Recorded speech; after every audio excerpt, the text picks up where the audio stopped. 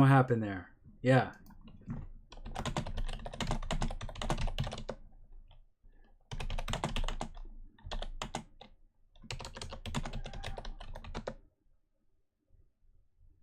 All right, I think we're back. All right, so we are back. Thanks for hanging with me. Yes. So Tether, all we want is an audit, and it's not complicated audit. We just want to see, has the money that you said is sitting in a bank account to back all of these Tether tokens that we trade in, is it in a bank? Now, what we got was a report that says, in fact, Tether does have a dollar that backs every Tether token currently in circulation, or at least they did at the beginning of this month. So on June 1st, 2018, Tether, in fact, had a little over $2 billion. Let's see if we can see the actual amount. Yes. So as of June 1st, 2018, Tether had $2.5 billion US dollars in two separate bank accounts that was, liquid assets that they could state back the Tether tokens. And this, in my opinion, is a big step. It's not the step I necessarily wanted to see, i.e. the full audit, but this at least shows that recently Tether had $2.5 billion to at least show they had ownership of, which is saying a lot compared to what some people have said, that it is totally smoke and mirrors, that there's no dollars that back Tether. And this at least shows that they have access to $2.5 billion that they could claim ownership for and say back Tether, which is saying something, because I know a lot of fairly successful people, and even if I got them all in the same room, we couldn't get anywhere near showing ownership of $2.5 billion, right? So that's a big step, but it still doesn't answer all of the questions, because all it says is that on June 1st, you pooled together $2.5 billion and were able to say, we in fact own this money right now. It doesn't say whether they had the money the whole time. It doesn't even say if they have the money, as of today, like June 20th. And so I think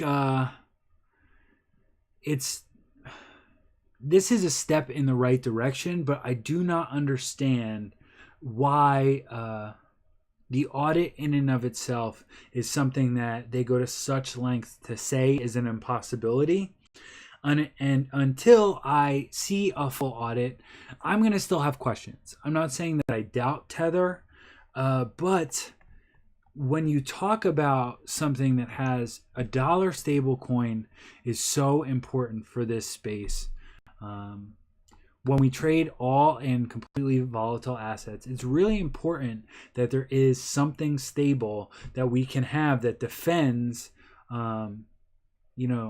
our capital when we don't want to have exposure to crypto, but when we don't want to take the money out of the market.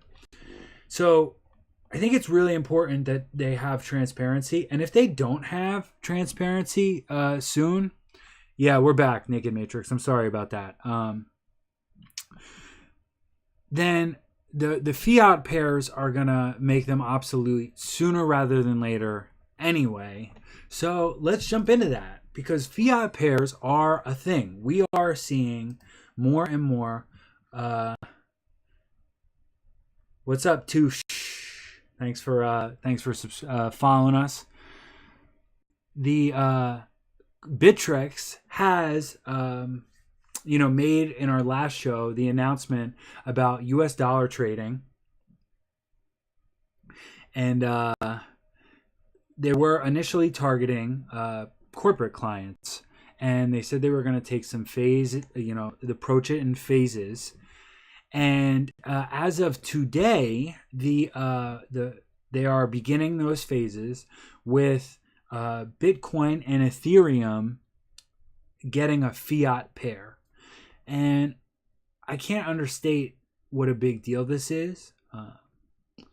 So as we get access to more fiat pairs, we are going to bring additional accessibility into the market.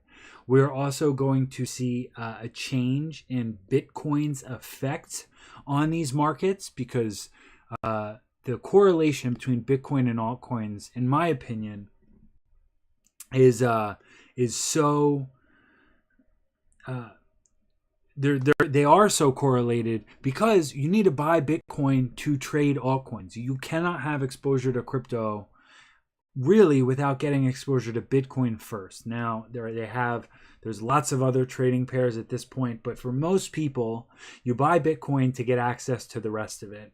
And as that intermediary step starts to dissipate, Bitcoin's use case in this space is going to change.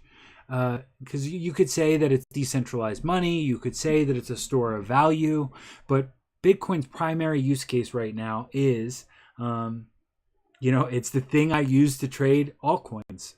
That's its primary use in my life right now, and fiat pairs are going to begin to change that. Sliger, what's stablecoin? I don't know if I've heard of that one particularly. I've been following a couple other ones. If you have a link, drop it in the chat. I'd love to take a look at it. So that's the big news for me. The BitHum hack, and the fact that the details are still not out, and the fact that Tether isn't a total sham. We're not 100% sure it's legit, but we know it's not a total sham, and that is a big step in the right direction in my book personally. We got fiat pairs coming to Bittrex for real. Which is really exciting. This is going to put a lot of pressure on Coinbase to, one of Coinbase's key selling points is they're a fiat gateway. And if Bittrex becomes that fiat gateway for people, we might see Bittrex, reclaim its old title as like pretty sweet exchange, because recently it's been really sad. So let's see. I'm looking here at this stable, this Stably. Let's take a look at it real quick. I might not. A lot of times these stable coins can be pretty complicated in their implementation. 4-layer transparency. That's what I like to hear. I'll have to read the white paper after.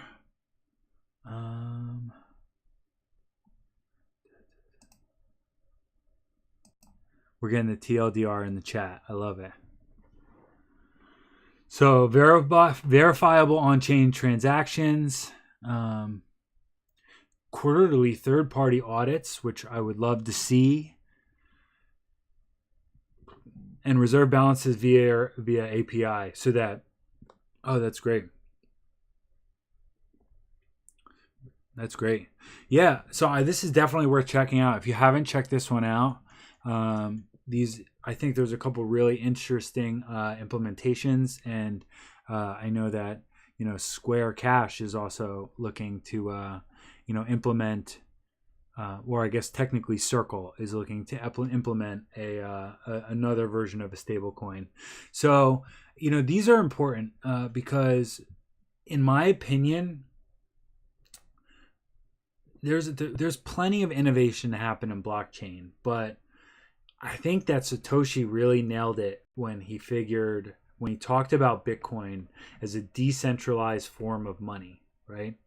And if we want to talk about true stores of value, we need coins that have less volatility, because that's how we use money. Money is not volatile, and when money is volatile, people don't like to use money. And so having a cryptographically secure, decentralized version of money is an important aspect to the evolution of this space, not only for trading like we currently do today, like speculative, investing in assets, but in being able to exchange value over the internet, where I can sell something to you that's worth today what it was when you gave it to me yesterday. Oh, so this, yes, there is a stablecoin that's going to be on Poloniex, which I am not going to pull up right now because we got lots to talk about. But definitely check out the stablecoins. I think it's important to watch, and also if I'm going to keep my money in it, I want to have an understanding of it. Darkflow, thanks for following. Welcome to the stream. So let's go on to something a little bit more fun. So I don't know if you guys have saw this, but Lightning Network is it has two really cool projects that's proving that it is capable of scaling into affordable instant micropayments in a very, very novel but very, very revealing way. And so I'm going to talk about two instances of that today. And the first one is Pokitoshi. So if you guys, you're on Twitch, so you're familiar with Twitch, and if you've been on Twitch for any, point of time. So real quick before I talk about this. So Mr. Dems says, are you saying that countries are just going to have their own stable coins instead of mass adoption of Bitcoin? Well, I don't think those two things are mutually exclusive, right? I do believe that as cryptocurrencies gain more legitimacy, you will see a decentral, I'm not going to use the word decentralized. You will see countries adopt cryptocurrencies in addition to or in replace of their currencies because most of the money that we deal with now is digital. Cash takes up a very small portion of the actual money flow in any monetary system in today's world. So, and cryptocurrencies offer a lot of benefits that centralized databases that need to be checked through a bunch of, parties. It does offer a lot of benefits. And so you're 100% going to see that. Maybe not in the very near future, but you will definitely see smaller governments start to play with the idea sooner rather than later. I don't know if it's going to be in replace of Bitcoin, but the question you do have to ask yourself is why Bitcoin, right? What about Bitcoin is going to make it king? Because there are no guarantees in this space, right? The currency that people use is going to be the currency that has value. What makes money valuable is when other people are willing to accept it. And so in my mind, the reason that Bitcoin is going to be that thing is, there's a ton of reasons, but the first reason is it has the longest chain and therefore we can trust it. So Bitcoin has been around for not quite a decade, but damn near it. And it has not successfully been hacked. It has survived forks. It has survived government shutdowns. It has survived hype cycles over and over and over. And it still stands and does exactly what it's supposed to do, which is a huge vote of confidence. And if there is not trust and therefore confidence behind money, then it is worthless. And the second thing is it has some of the most talented development behind it.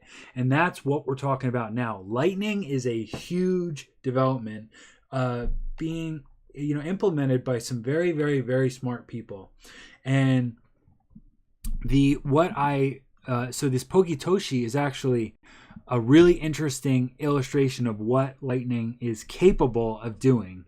And so if you guys saw Twitch Plays Pokemon, what was that, a couple months ago or a couple years ago now? Geez, I don't even know how long ago it was. But it is very similar where they have a live stream of a Pokemon game playing, and the community can put in crowdsourced commands, and together we're supposed to try to beat this game. But the catch here is, in order to put in a command, you have to submit that on the Lightning Network, and it eventually costs you 10 Satoshis per play. So let me see what that is in dollars. because it's not a lot. Satoshi to USD converter easy. I'm glad it tells me that it's easy because I need it to be easy. So if we have 10 Satoshi, so that is, this would be tenths, hundreds, thousands, 10,000s. I don't even know how you say this. So it is 0.0006 cents. So 6/10,000ths of a cent. That's how much it costs to send one command on this. And there really is no problem, Mr. Dems. There is no really payment system right now where it is feasible for thousands of people to make a micropayment that's 6/10,000ths of a cent and have it be feasible. You know, micropayments are a real issue right now because to send any transaction at a minimum on a credit card or other payment network comes with like a dime to 25-cent fees at a minimum before there's a percentage that they take off. And so the ability for Lightning Network to be able to process these micropayments is really, really incredible. But what I love is this super novel way to get people to do it. Because here's the thing with Lightning. If nobody has Lightning nodes, then Lightning is worthless. If nobody's using Lightning, offering Lightning, if I don't have a Lightning wallet, then it is worth nothing. And it doesn't matter how good it is. If there's nobody able to use it, then it is literally worthless as a technology.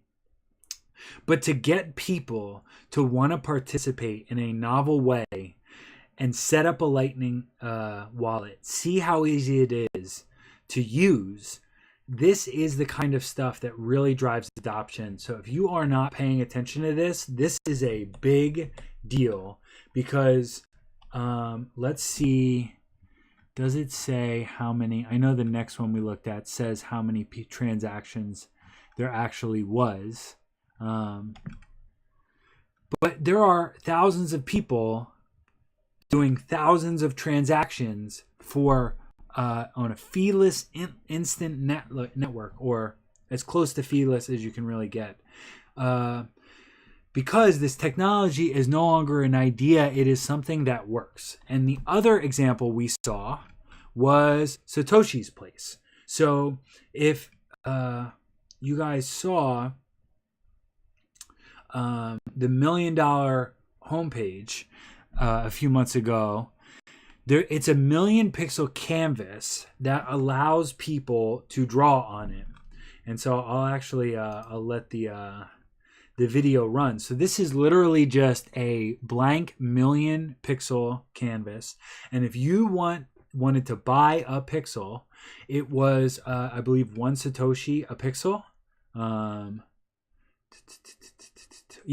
Satoshi a pixel. So 10 times less than the Pokemon Go. But 1 Satoshi, you could buy something that's worth 1 Satoshi, which is absolutely incredible because that hasn't ever really been possible before. And now, just like anything on the internet, of course, this turns into advertising and people drawing dicks, right? And that doesn't say much for like us as a society. But what this does show me is that all of these people learned how to download a Lightning wallet and participate in the Lightning Network.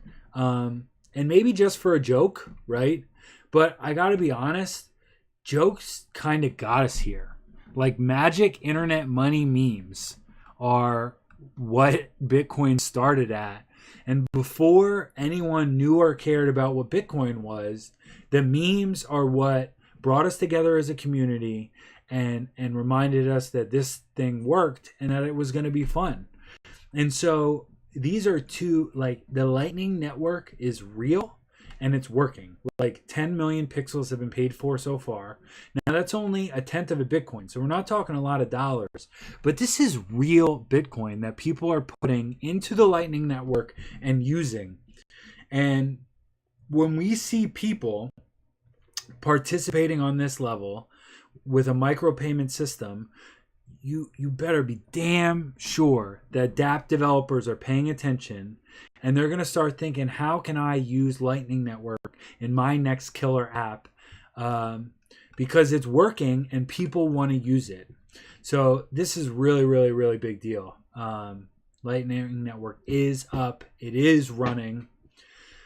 So on to the next topic. So more Tron news. So we had Tron mainnet, hype. Justin Sun is always in the news. He is the master of staying on the tip of people's tongues, and that's why Tron has such a cult following. But Tron has acquired BitTorrent, and I think this is a super, super interesting. Hold on 1 second. I think this is a super, Lightning Network is super OP. It is literally OP. It's kind of incredible what it allows people to do, and how big of a step it is for the space. Because the truth is that in its current implementation, decentralized ledgers are less efficient in like 9 out of 10 use cases than a centralized database. They just don't work as well in their current implementation, right? But having an underlying decentralized, distributed ledger that has sidechains built on top of it, these Lightning networks built on top of it that allow people to transact in the way that we are used to transacting, but using this underlying immutable ledger as the settlement mechanism. That is the way that a blockchain like Bitcoin can scale and be usable on the level where we need it, without really having to sacrifice the core of why we think it's great. Because right now, to use Bitcoin, we have to sacrifice. You see, BitThumb gets hacked, and mempool fills up, and suddenly one big player needs to move their money, and moving money becomes expensive. That's not really scalable or usable. But Lightning Network is what allows us to really pull stuff like that off. Am I bullish on Tron? I don't know. We can look at, maybe we'll look at a chart. This is what I'll say. I think if you shorted every mainnet launch of a token that ICO'd and then eventually had a mainnet launch, if you shorted every mainnet launch on launch day, that would probably be a very profitable strategy. Not even talking about like what project are we talking about. And the reason that I believe that to be true is because the human mind will always overvalue potential over reality. That's where the old axiom, buy the rumor, sell the news, comes from. When we are talking rumors, when we are talking concepts, when we are talking ideas, our imagination can be as big as we want, and we can get as excited as we want, because there is no reality to quash our optimism. And so our optimism can truly be unbounded, and the market will always reflect that optimism. Reality next to that human optimism is always going to fall short. And so even if reality is great, the market is going to overprice potential over reality. And so I believe that mainnet launches are almost always overpriced going into the actual launch. That being said, Tron has a lot to prove for me to be bullish on it long term. Let's take a look here at the chart as soon as I can pull it up. Give me a second. It's got a huge market cap for something that has not really shown, it doesn't have a truly working product yet. So let's pull this up. So Tron is definitely something that I have traded the heck out of. Let's look at it on Binance. T-Rex. Yeah, sure. Why don't we look at the dollar view? Come on. Come on. What's happening? Okay. So I definitely have I've traded a ton of Tron. We were looking for this breakout here. We kind of struggled twice to break this, about 1,000 level, 1,000-ish. I would expect to see, at some point we're going to retest this level, but the market is rough right now. And I personally would like to invest in projects that have either proven that they're working a little bit more or are a little earlier in their hype cycle. Personally, that's my personal opinion. If you come hang out on Mondays, we talk a lot about projects that we like coming up. But Justin Sun picking up BitTorrent, I think, is very, very interesting. They want to be a music and media platform, and purchasing BitTorrent to be able to use the technology, I'm guessing, is a very interesting move. Now, BitTorrent has said that they have no plans to change what it is they do, and so I'm interested to see how they're gonna implement or merge these two things, right? Because I've often used BitTorrent as a metaphor to tell people about, why does decentralization matter or work? And I'm like, have you ever torrented anything? And that's how it works. And I don't know, honestly, a lot of times I used to be able to torrent things way faster than I could download them from a centralized server. Now, since then, Steam has gotten way better in their delivery speeds. So torrents are competitive, but they don't necessarily have an advantage all the time. But I'm going to watch this flesh out because, from what I've read about the Tron code, it really is a lot of different stuff all put together, and taking BitTorrent and kind of merging in this technology approach to their music distribution and participation system wouldn't surprise me from their approach. But it's a big step because people know about BitTorrent outside of the crypto space, and for a big name crypto CEO to buy something like this, I think is actually bigger news than a lot of people are giving it credit for.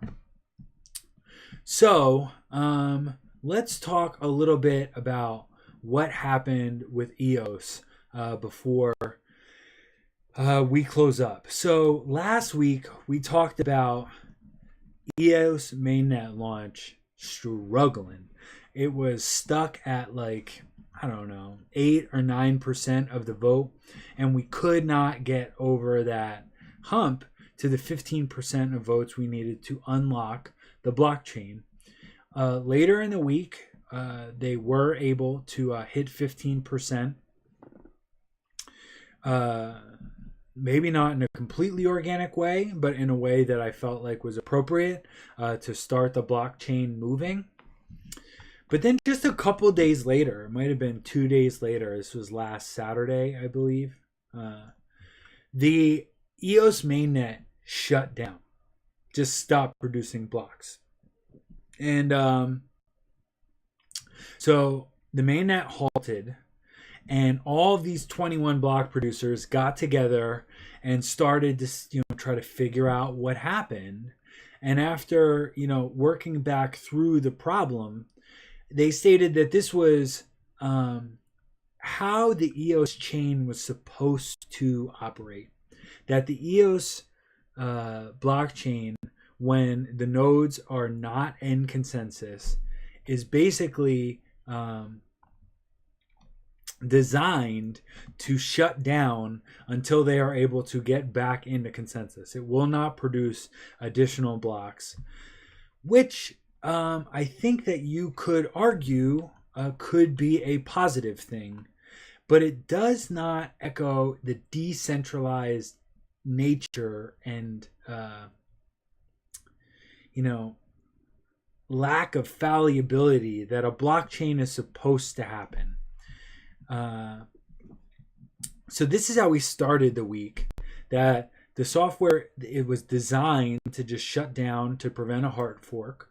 And when the block producers come together, decide what to do, it's not that the network gets to vote on what to do. The block producers decide what to do.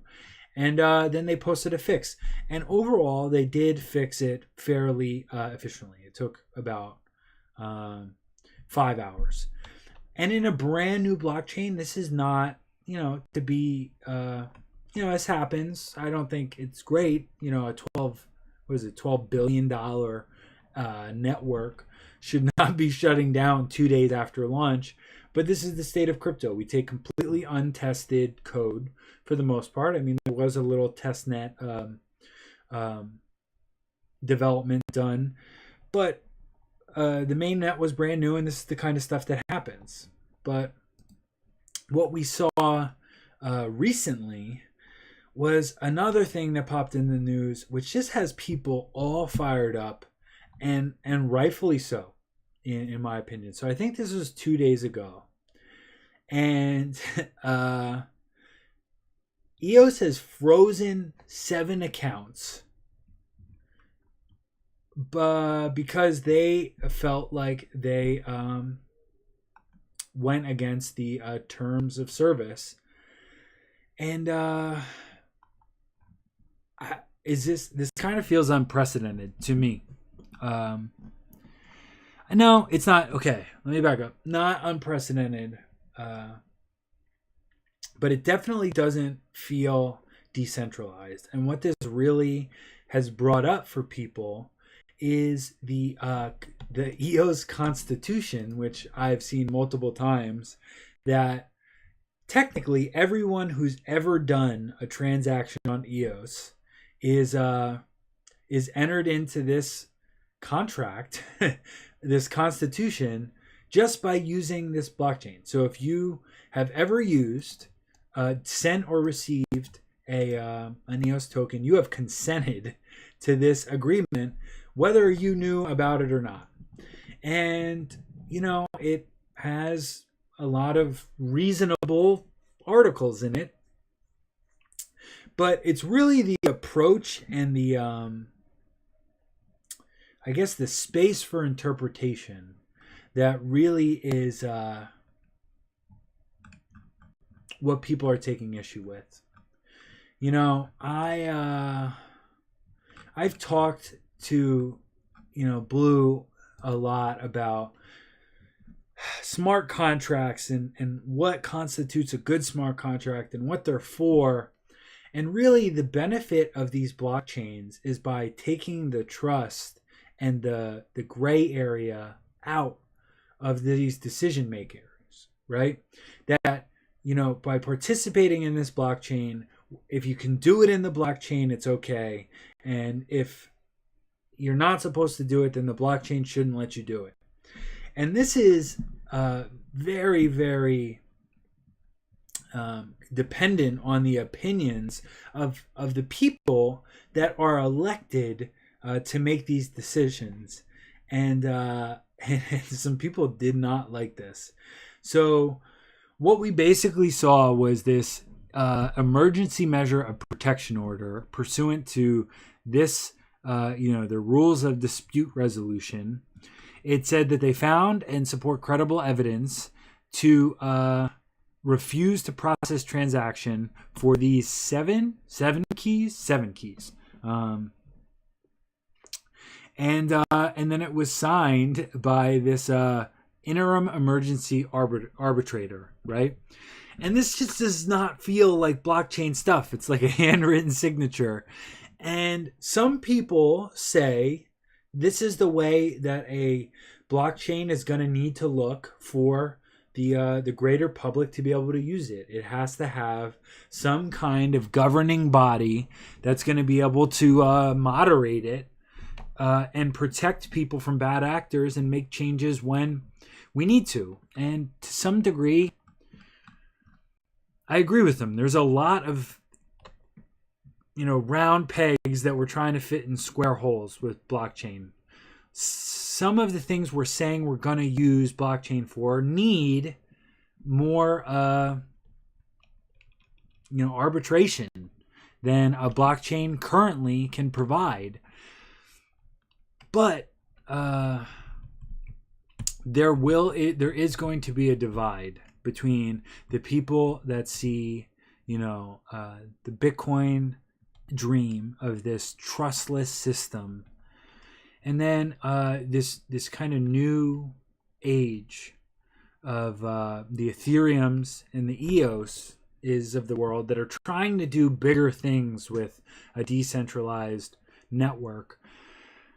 But with that bigger vision comes more complication and more problems, and the need for more arbitration and more people to make decisions on behalf of the rest of the network. And I don't necessarily think that's a bad thing, especially in the beginning. So I think it was Crypto Medici was talking about this week. Centralization is kind of necessary in the beginning while these projects are getting their legs. While they're being built, someone has to build it and test it and get it working. And then eventually the community becomes mature enough that it can take it and stand on its own two legs. But that decentralization from day one may not even be an achievable goal. And this is really the interesting part of this whole experiment, crypto experiment for me, is I think a lot of us want decentralization, but can we really handle what it means, right? Like I was at a blockchain conference, and the big thing is every single place that I need to access has a forgot password button. And it's not there just in case. It's there because people need it often. Because taking responsibility is not something that people are great at. If we look at us as a whole and on a really granular level.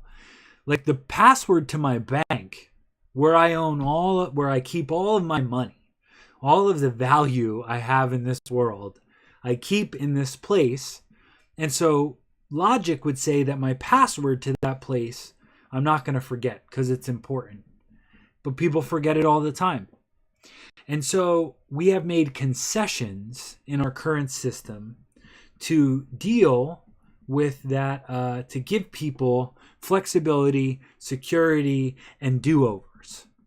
Blockchain in its current implementation gives people complete freedom, but with that freedom comes liability, responsibility. And if you want to have total freedom, total ownership, and the ability to do whatever you want with your assets, that comes with all of the responsibility. And so when you screw up, it's your fault. And that's a big pill for people to swallow. So I'm watching the EOS show with some popcorn because it is indicative of the two camps that we really have in crypto. And I don't think that either one in and of themselves is objectively right. They're exploring different sets of ideas. And somewhere in the middle, we are going to find, ultimately where we end up in crypto. And not all projects have to be totally decentralized, trustless networks. We can use distributed ledger technologies, right, to, develop platforms like Ethereum, like EOS, and still have a governing body and be okay with it. There's a world where that is okay. It might not be the utopian Bitcoin maximalist vision, but I'm flexible. And that's really what I'm going to leave it with tonight. If you're new to this space, or if you've been around in this space, for me, the most important thing is you gotta be flexible, because it's changing. And you have to, what was working yesterday might not work tomorrow. What the world, what the community says it wants yesterday might be different right now. And if you are paying attention and trying to figure out where the ball is going, this is a very, very lucrative asset class to be involved with. But if you get stuck in those ideas, you may find yourself one beat behind, or in a situation where the market does the opposite of what you thought was going to happen, because you weren't able to stay flexible in your understanding of what the market wanted and how the market viewed some of these projects. So Sliger was like, I liked EOS until now. Well, take a look, form an opinion. Like, that's why I want to share this kind of stuff. I like EOS too. EOS has great potential from a scalability standpoint. I think that their block producer model and incentivizing people to build true infrastructure that's going to support a network, and that they have to stay voted in in order to monetize that infrastructure. Like, all of that is great on paper.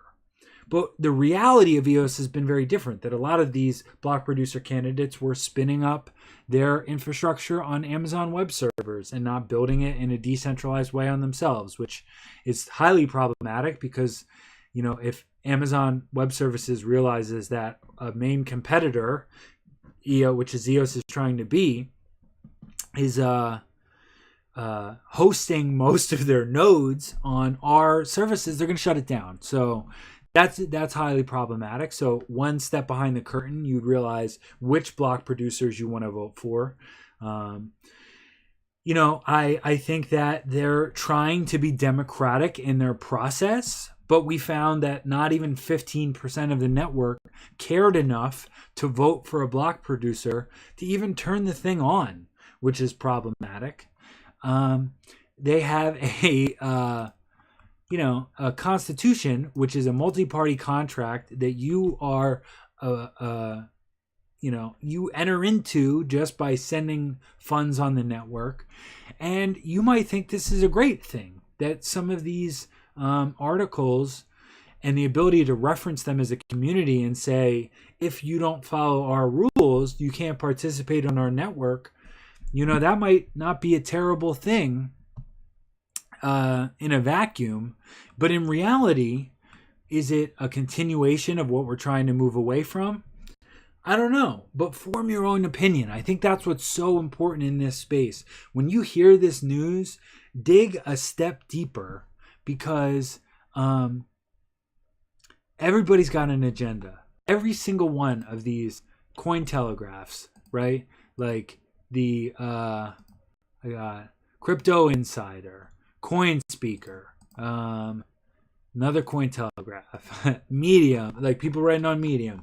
Everybody is sharing news because they have an agenda. They have an opinion they want you to walk away with.